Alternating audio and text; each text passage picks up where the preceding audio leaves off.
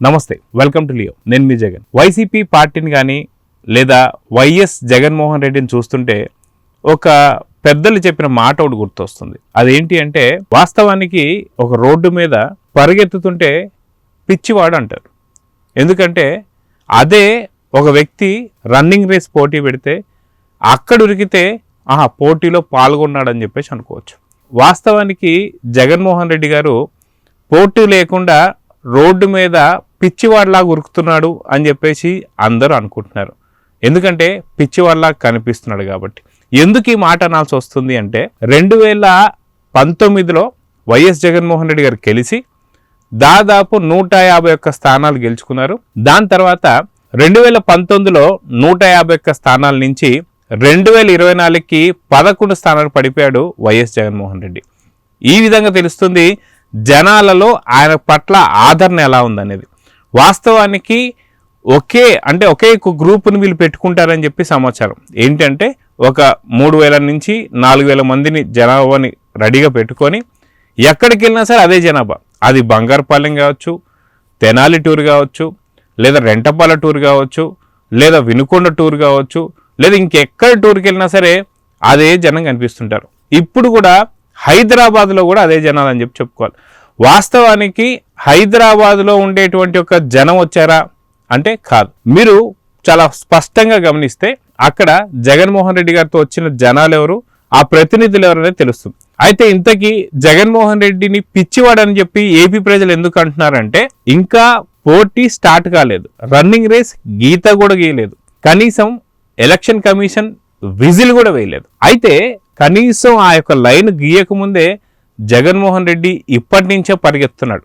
అది కూడా సక్రమైనటువంటి మార్గంలోనా అంటే కానే కాదు, రప్ప అని చెప్పేసి పరిగెడుతున్నాడు. అయితే ఇక్కడ 2029లో ఎలక్షన్స్ కాబట్టి అప్పటిదాకా కొంత సమన్వయం పాటించి నిజంగా ప్రజలు ఎదుర్కొంటున్నటువంటి సమస్యలు ఏదైనా ఉంటే వాటి మీద పోరాడితే నిజంగా జగన్మోహన్ రెడ్డికి ఒక మైలేజ్ వస్తుంది. ఈ లోపల వామప్ చేసుకోవచ్చు. కరెక్ట్ 2029 నాటికి ఆయన కనీసం పోటీలో నించొని ఆయన కోరుకుంటున్నటువంటి ఒక ప్రతిపక్షం అన్నా సరే ఈసారి వచ్చే అవకాశం ఉంటుందో లేదో అనేది కూడా ఆయన చూసుకోవాలి. కానీ ఇప్పటి నుంచే కనీసం రన్నింగ్ రేస్ లేదు, కనీసం పక్కన ఉన్నటువంటి పోటీ లేదు, ఎటువంటి ఎలక్షన్స్ లేవు. ఇప్పటి నుంచే మంది మార్బలం పెట్టుకొని తన యొక్క బల ప్రదర్శన చూపించేది ఏదైతే ఉందో దీనిపైన ఇంకాస్త గతంలో కొంతమంది పెద్దలు చెప్పినట్టు ఆయన వెళ్ళిన ప్రతి పర్యటనలో 1,00,000 ఓట్లు పోగొట్టుకుంటున్నాడు. ఇది చాలా కన్ఫర్మ్ న్యూస్. చాలా పెద్ద పెద్ద అనలిస్టులు కావచ్చు, జర్నలిస్టులు కావచ్చు, వీళ్ళందరూ కూడా పూర్తి విచారించి చెప్తున్న మాటలు ఏంటి అంటే, ఆయన ఎక్కడ ఏ టూర్ పెట్టినా సరే 1,00,000 ఓట్లు పోగొట్టుకుంటున్నాడు. సో జగన్ స్వయం కృపరాధం చేస్తున్నాడు. అయితే జగన్కి ఏమి ఉండదు. ఎందుకు అంటే కొన్ని వేల కోట్ల ఆస్తులు కావచ్చు, ఎక్కడికి వెళ్ళినా ప్యాలెస్లు కావచ్చు. మనం చూస్తున్నాం ఇడుపులపాయ సంబంధించి అక్కడ ఎస్టేటే ఉంది, ఒక ప్యాలెస్ ఉంది. అదేవిధంగా చూసుకుంటే తాడేపల్లి చూసుకుంటే తాడేపల్లిలో ఒక ప్యాలెస్. హైదరాబాద్ తెలంగాణ రాష్ట్రంకి వస్తే ఇక్కడ లోటస్ పాండ్ అనేటువంటి ఒక ప్యాలెస్. అదే బెంగళూరుకి వెళ్ళిపోతే అక్కడ యలహంక ప్యాలెస్. ఒకవేళ 2024 కూడా గెలుచుంటే ఇప్పుడు వైజాగ్లో ఋషికొండ ప్యాలెస్ ఉండేది. అయితే ప్యాలెస్లో రారాజు ఎవరైతే ఉన్నారో ఆయనకి ఎటువంటి ఇబ్బంది ఉండదు. కానీ ఆయనతో పాటు ఆయన ఏదో సోషల్ మీడియాలో అన్న వస్తున్నాడు అనగానే పరిగెత్తుకుంటూ వచ్చేటువంటి వాళ్ళు ఎవరైతే ఉంటారో వాళ్ళకి లైఫ్ ఉండదని చెప్పేసి అంటున్నారు. అయితే మొత్తానికి ఇప్పుడు ఎటువంటి ఒక ఎలక్షన్ సంబంధించినటువంటి ఒక హడావిడి కానీ, కనీసం చర్చ కానీ, కనీసం ఎటువంటిది లేనప్పుడు ఎందుకు ఈ మంది మార్బలం అని చెప్పి మాట్లాడుతున్నారు. సో కోర్టుకి వెళ్ళేదానికి కూడా ఈ అవసరం అని చెప్పి మాట్లాడుతున్నారు. సో కోర్టుకి వెళ్తున్నటువంటి సందర్భంలో కూడా బల ప్రదర్శన చేస్తూ, అది రాష్ట్రం, మీ రాష్ట్రం కూడా కాదు, అది పక్కన తెలంగాణ రాష్ట్రం. మరెందుకు వైఎస్ జగన్మోహన్ రెడ్డి గారు యలహంకకి కనీసం వారంలో 2 సార్లు వెళ్తుంటారుగా, మరి ఆ 2 సార్లు వెళ్తున్నప్పుడు ఇదే మంది మార్బలం ఎందుకు అక్కడ ఉండడం లేదని చెప్పేసి ప్రశ్నిస్తున్నారు. ఎందుకు అంటే హైదరాబాద్కు వస్తుంటే బేగంపేట ఎయిర్పోర్ట్ నుంచి నాంపల్లి కోర్టు దాకా వచ్చినటువంటి ఒక జనాలు నువ్వు ప్రతి వారంలో 2 సార్లు ఖచ్చితంగా యలహంక ప్యాలెస్కి వెళ్తున్నావు సంగతి అందరికీ తెలిసిందేగా.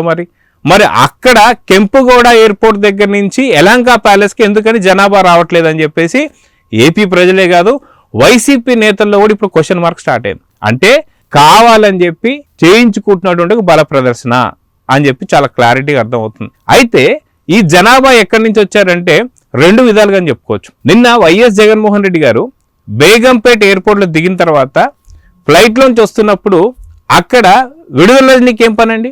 ఇక్కడ వీళ్ళు తెలంగాణలో కూడా ఇప్పుడు వైసీపీ పార్టీ అని పెట్టబోతున్నారా? అయితే ప్రకాశం జిల్లాకు సంబంధించి సురేష్ గారికి ఏం పని అండి, పేర్ని నానికి ఏం పని అండి? అంటే వీళ్ళెవరూ లేకుండా జగన్మోహన్ రెడ్డి రాలేరా అంటే కాదు. వీళ్ళు జనాభా ఎవరైతే సురేష్ గారు ఉన్నారో ఆయన అక్కడ ప్రకాశం జిల్లా నుంచి జనాలు తరలించారట. పేర్ని నాని కొంతమంది జనాలు తరలించారట. విడుదల రజని కొంతమంది జనాలు తరలించారట.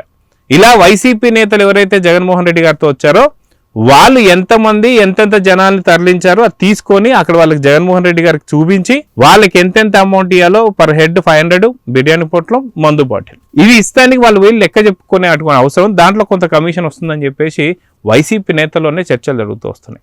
అదే విధంగా చూసుకుంటే ఇక్కడ చాలా ఆప్త మిత్రుడైనటువంటి ఒక కేటీఆర్ గారు, అయితే జగన్మోహన్ రెడ్డి గారు మరీ దారుణాతి దారుణమైన పరిస్థితిలో ఉంటే కేటీఆర్ కొద్దిగా పర్లేదని చెప్పేసి అనిపించుకున్నారు తెలంగాణలో.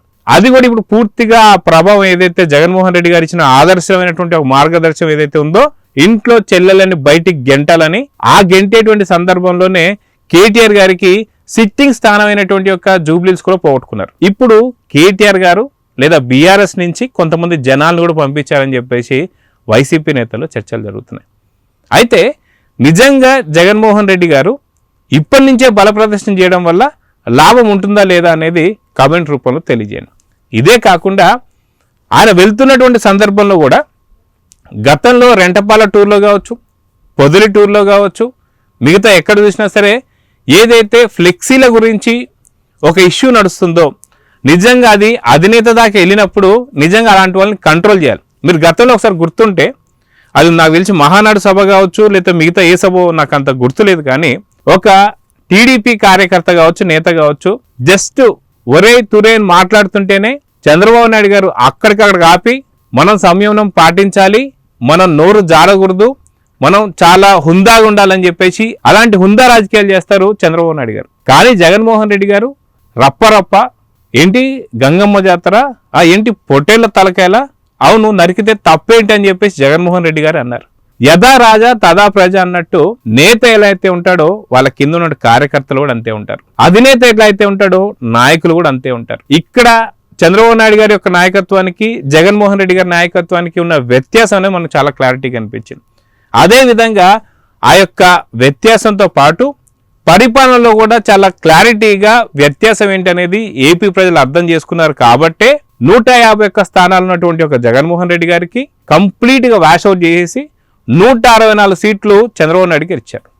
కూటమి ప్రభుత్వంలో అటు లోకేష్ గారు కావచ్చు, అదేవిధంగా చూసుకుంటే పవన్ కళ్యాణ్ గారు కావచ్చు, అదేవిధంగా పురంధేశ్వర్ గారు కావచ్చు, వీళ్ళందరినీ కూడా మనం చూస్తున్నాం. అట్లా జగన్మోహన్ రెడ్డి గారికి అదేవిధంగా కూటమికి ఉన్నటువంటి ఒక తేడా స్పష్టంగా అర్థం చేసుకున్నారు. కాబట్టే రైతుల దగ్గరికి వెళ్ళినప్పుడు రైతులు ఉండరు, అదేవిధంగా విద్యార్థుల దగ్గరికి వెళ్ళినప్పుడు విద్యార్థులు ఉండరు, మెడికల్ కాలేజ్ దగ్గరికి వెళ్ళేటప్పుడు ఆ కాలేజ్ దగ్గర ఉండాల్సినటువంటి వాళ్ళు ఉండరు. అలా జగన్మోహన్ రెడ్డి గారు పక్కాగా సెట్ చేసుకుని ఒక 2-3 వేల మంది ఎవరైతే ఉన్నారో ప్రతి దగ్గరికి వాళ్ళే వస్తారు, ప్రతి దగ్గర కూడా వాళ్ళే సీఎం అని చెప్పి అరుస్తుంటారు, అరిచినందుకు డబ్బులు ఇస్తుంటారు. ఎంతమంది వచ్చారో అంతమంది పైన కొంత కమిషన్ తీసుకోవడానికి వాళ్ళ నాయకులు కూడా వస్తుంటారు. కాబట్టి జగన్మోహన్ రెడ్డి గారితో పాటు ఎక్కడికి వెళ్ళినా కొంతమంది మ్యాక్సిమం చూస్తున్నాం. రెంటపాళ్ళ టూర్కి వెళ్తున్నప్పుడు కూడా సేమ్ ఇదే విడుదల రజని, ఇదే పేర్ని నాని ఇలాంటి బ్యాచ్ తీసుకొని తిప్పుతుంటే వీళ్ళే జనాన్ని సమీకరిస్తున్నారని చెప్పేసి అయితే అర్థమవుతుంది. సో మొత్తానికి కోర్టు ఆవరణలో కూడా ఏదో ఒక రచ్చ చేయాలని చెప్పి చూసినా అక్కడ పోలీసులు అయితే అంగీకరించలేదు.